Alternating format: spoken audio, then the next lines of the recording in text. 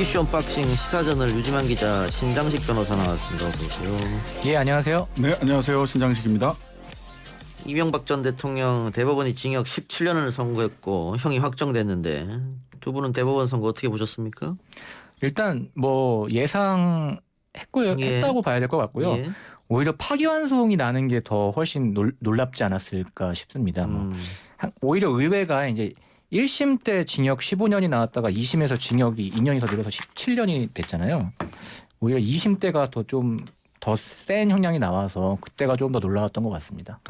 저는 이 보면서 2007년 한나라당 대선 경선이 드디어 끝났다. 예. 사실은 그때 그 이명박 그 전 대통령 측에서는 박근혜 측에 최순실 등 해서 그런 최태민, 최태민, 최순실 예. 이런 얘기를 했었고요. 그래서 이제 박근혜 전 대통령이 지금 구속돼 있는 거고 수감돼 있는 거고 그다음에 이 다스나 이런 문제 BBK. 얘기들을 박근혜 쪽에서는 이명박 대통령 쪽에다가 얘기를 했단 말이에요. 근데 각각 하여튼간에 대통령을 한 번씩 하고 결과적으로는 둘 다 그때 나왔던 쟁점이 사실로 법원에서 다들 드러나면서 결과적으로는 둘 다 2007년 한나라당 대통령 경선은 둘 다 징역이다. 예. 이런 결론이 예. 났다. 저도 비슷한 생각을 한 게 그때 대선 경선에서 나왔던 얘기로 다 이제 징역형이 나오다 보니까 네. 진짜 좀 놀랍더라고요. 이제 한 시대가 끝나는구나 이런 생각도 좀 들었습니다. 그런데 그때 그런 의혹 제기한 것을 나중에 팟캐스트나 네. 다른 또 언론에서 그 의혹을 지적하고 가짜 뉴스라고 또 이렇게 몰아세웠던 적이 있으니까 또 뭐 특검이나 뭐 검찰에서 사실 수사를 하다가 전부 다 무혐의 처리를 면죄부 해서. 줬고요. 예. 네. 그러니까 지금 뭐 이문정 검사가 자성이 필요하지 않느냐 뭐 이런 예. 글을 리플에서 썼다고 하던데 아마 그 얘기인 것 같아요. 네. 그때 BBK든 뭐 또 다스든 예. 다 죄 없다고 풀어준 게 우리들 아니냐. 그렇죠. 그런 반성이 필요하지 않겠냐 뭐 이런 얘기 같고. 그럼요. 근데 이명박 전 대통령 측은 졸속 재판이다라면서 강하게 강변하면서 변호인으로서 할 수 있는 모든 방법을 다 하겠다 뭐 이렇게 얘기했는데 이 대법원 판결이 났는데 뭐 할 수 있는 게 있나요? 제가 보기에는 오늘 또 이렇게 재심 등 포함해서 이렇게 얘기를 해서 예. 재심 청구를 할 가능성이 있겠다 싶은 생각은 들어요. 근데 이제 재심 청구를 하려면 그 원판결에 증거된 증언, 감정, 통역 또는 뭐 증거물, 서류 이런 것들이 허위임이 드러나야 되는데 사실 증거물, 서류나 이런 게 허위임이 드러나는 게 확정 판결도 허위임이 드러나야 되거든요. 그러기는 쉽지 않고 증인들 중에서 혹시 누가 손들고 그 허위 자수를 하거나 제가 위증했습니다. 또는 이명박 대통령 측에서 위증 고소 고발을 해서 재심 청구 사유를 어떻게든 만들어 보려고는 할 수 있겠다. 오늘 그 변호사의 뉘앙스는 약간 그런 쪽으로 지금 검토하고 있나 싶더라고요. 정말 현실적으로 좀 어렵다고 보고요. 근데 이제 문제는 재심 청구를 하게 되면 재심 개시 결정, 재심을 청구하고 이거를 재심을 할 건지 말 건지 재심 개시 결정을 하고 다시 재심이 들어가는 굉장히 복잡한 단계를 거치는데 형사소송법상 재심 청구를 했을 때 검사가 형집행 정지를 할 수가 있어요. 예. 청구만으로 재심 개시 결정이 안 나도 그 검사에게 굉장히 큰 재량권이 부여돼 있는데 이런 것도 또 이제 재심 청구를 하면서 이런 노력도 검찰 측에다가 글쎄요. 하지 않을까 하는 생각도 듭니다. 그것도 쉽진 않아 보이네요. 예, 다 쉽지 않은데 예. 어쨌든 기상천외한 방식들을 계속해서 만들어 오셨던 예. 분들이라서 예. 자, 이렇게 돼서 이참에 그 4대강 자원외교, 방산비리, 사자방. 사자방. BBK 뭐 이런 것도 다시 한번 하자 이런 얘기가 좀 나온 것 같아요. 예, 뭐 후속 수사로 이런 것들을 이제 해야 된다라는 얘기가 있는데 글쎄요, 제가 봤을 때는 이 부분이 그렇게 쉬워 보이진 않습니다. 예. 냉정하게 봤을 때. 왜냐하면 이미 이 전 대통령이 이 사건으로 이제 구속이 확정이 됐기 때문에 예. 또 일각에서는 이걸 더 하는 게 맞는 거냐라는 의견도 아마 있을 것 같고 예. 또 대중들 입장에서도 한번 처벌을 받은 사람이라는 인식이 또 심어질 수 있거든요. 예. 이게 또 국민적 여론이 좀 잡혀야 좀 가능하지 않을까 하는 좀 생각이 있습니다. 저는 이제 두 가지 측면이 있는 것 같아요. 하나는 이게 이제 여전히 그 정책 실패냐 아니면 위법한 내용이 있느냐라고 하는 것에 대해서 국민들이 판단을 좀 유보하고 있는 부분들이 하나가 있는 것 같고 근데 그럼에도 불구하고 지금 이명박 대통령의 태도, 전 대통령의 태도는 단 1원도 받은 적 없다. 예. 예. 또 뭐 졸속 재판이다. 정치 재판이다. 뭐 이런 식의 이야기들을 하고 있어서 국민들이 이거 봐라. 하는 굉장히 감정적으로 오히려 뭐 유감을 표명한다든지 이런 게 일도 없거든요. 그러다 보니까 이거는 뭐 검찰에서 시작을 안 하면 아마 국민들이나 시민사회 단체에서라도 뭔가 이 조치가 있어야 되는 거 아니에요? 사실관계 확인하자. 뭐 시민단체에서 한다고 하더라도 사정당국이 움직이지 않으면 그러니까 그런 여론들이 끌어오를 네. 개연성은 있다라고 저는 보입니다. 그러니까 이명박 전 대통령의 태도 부분이 아무래도 저도 좀 걸리는 부분이 있습니다. 이게 말씀하신 대로 국민적 분노를 더 고취시키지 않을까 하는 우려가 좀 있어서 좀 추후의 상황을 봐야 될 것 같습니다. 예, 알겠습니다. 자, 징역 17년 선고에 대한 여야 반응은 어떻게 나왔나요? 예, 일단 신영대 더불어민주당 대변인은 국민의힘은 이명박 박근혜 전 대통령의 비리에 대해 국민에게 사과하고 과오를 되풀이하지 않기 위해 공수처 출범에 협조해야 한다라고 말을 했고요.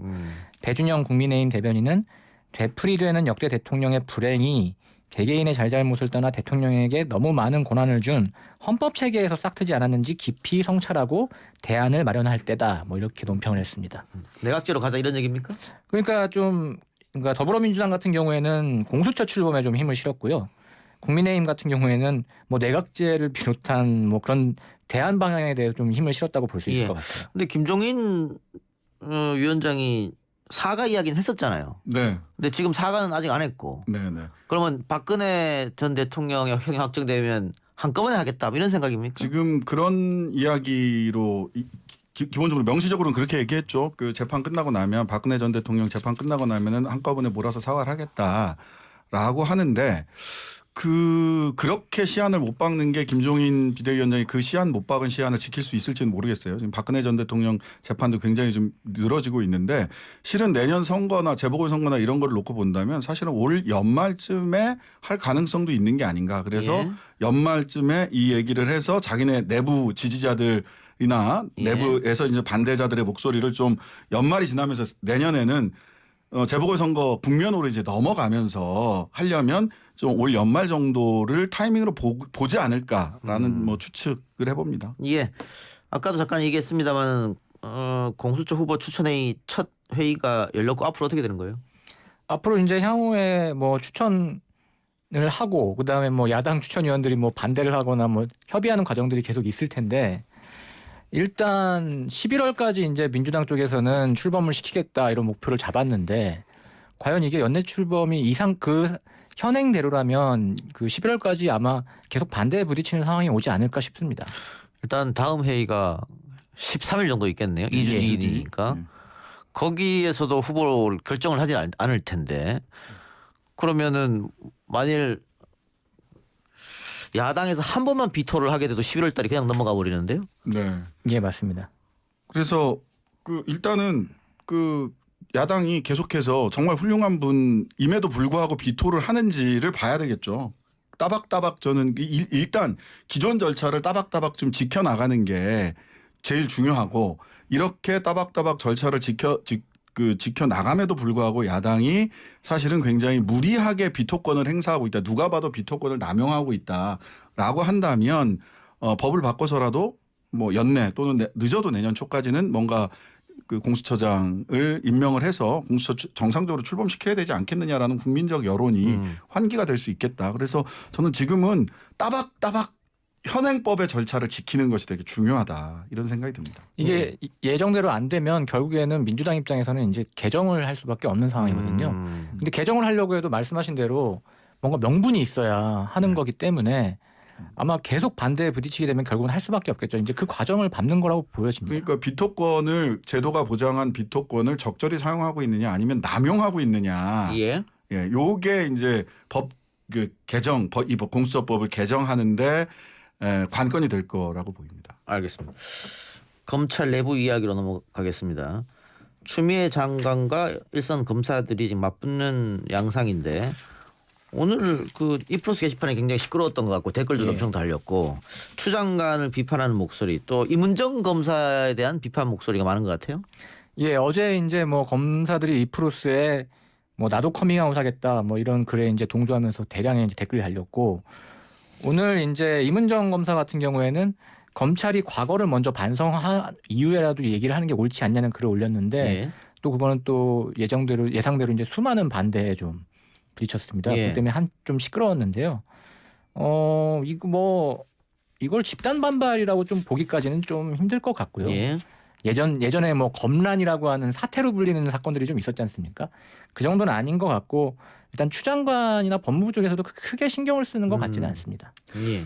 저는 이 일반 검사들, 평검사들이라고 이야기하는 분들이 좀 잘 봐야 되는데 이전에 그 추 장관하고 윤석열 총장 사이에 특히 윤석열 총장이 거의 하극상에 가까운 이런 발언들을 하고 했을 때 이전에 이제 그런 특수나 인지수사부서 공안부 같은 인지수사부서에서 굉장히 고위직에 있었던 검사분이랑 전 검사장이랑 얘기를 쭉 했는데 이쪽의 방식이라는 거예요.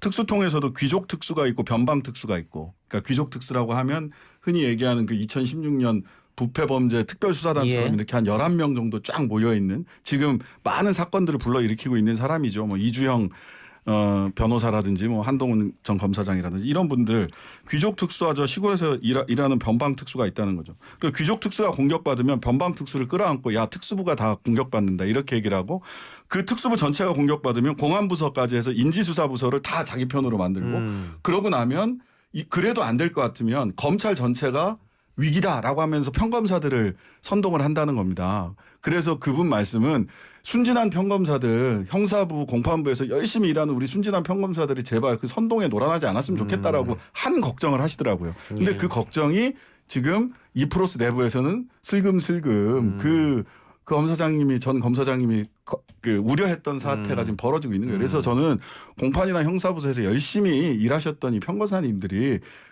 검찰 전체에 대한 공격이 아니라 일부 귀족 특수가 보여줬던 검찰의 정치적 행태, 검찰 정치를 좀 청산해가는 과정이다라고 좀 예. 봐야 되지 않냐. 그 이프로스는 검찰 내부 게시판이고 예. 검찰이나 검찰 수사관만 접속할 수 있다. 그러나 글 쓰는 순간 바로 언론에 보도되거든요. 그럼요.